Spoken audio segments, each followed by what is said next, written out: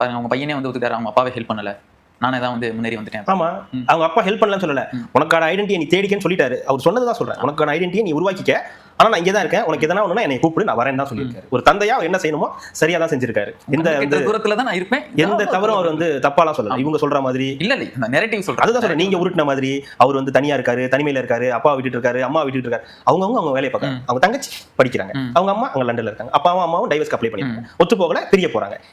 பையன் அப்பாவுடைய படங்களை பத்தி பேசுறாரு. அப்பா இதெல்லாம் சொல்லியிருக்காரு. அப்பா சிஎம் ஆயிட்டாரு. இது ஹிஸ்டாரி. நாங்க அதுக்கேற்ற மாதிரி தான் நாங்க நடந்துக்கணும். எங்க ஃபேமிலி அப்படிதான் இருக்கணும்.